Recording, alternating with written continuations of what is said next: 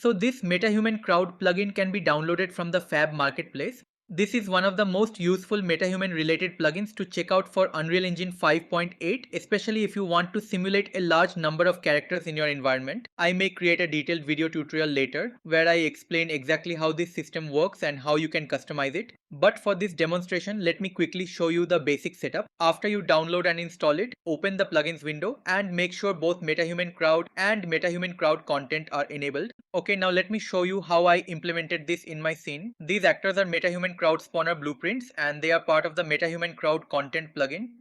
Let me drag a new spawner into the scene.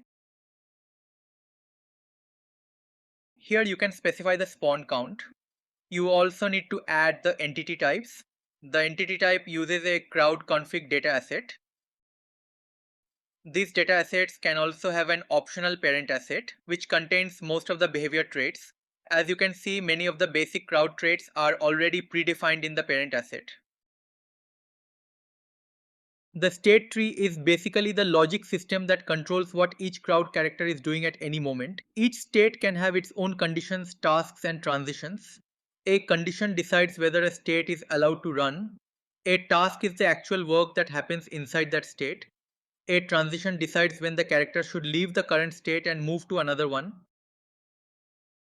Let's see what happens when I play in simulation mode. You can see that the crowds are not actually spawning. This is because of the spawn data generators, where the spawn location is being determined by an EQS request, which stands for Environment Query System. So let's look into the query template asset. These are basically EQS assets. If you are familiar with AI and behavior trees inside Unreal Engine, then you are probably already familiar with EQS as well. Here the EQS template is using a simple grid generator. It generates query points based on a specific context, so we need to check which context it is using. For that we need to look into this environment query blueprint class. Here you can see that provide actor set is using get actors with tag. It is looking for actors with the plaza spawn point tag and returning those actors as the spawn context. So whichever actors have this plaza spawn point tag added, the crowds will spawn around those actors.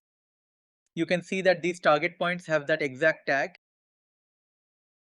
So the crowds are actually trying to spawn around those target points, not in the area where I want them to spawn. To fix this, we need to use a different environment query template that generates points around the querier instead.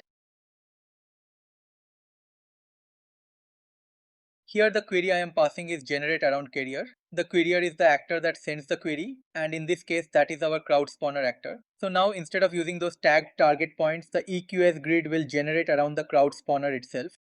Alright, so you can see that the crowds have now spawned at the location of the crowd spawner actor across the full grid radius. I will explore this system more in the future, and I may also create a separate detailed tutorial where we go through the process step by step and create our own crowd system using the MetaHuman Crowd plugin. A version of this project is available on my Patreon. It includes the City Architect plugin, the complete city environment with traffic simulation, and the crowd system demonstration shown in this video. So if you are interested in checking out the full setup, you can join my Patreon and become a member. The link is given in the description.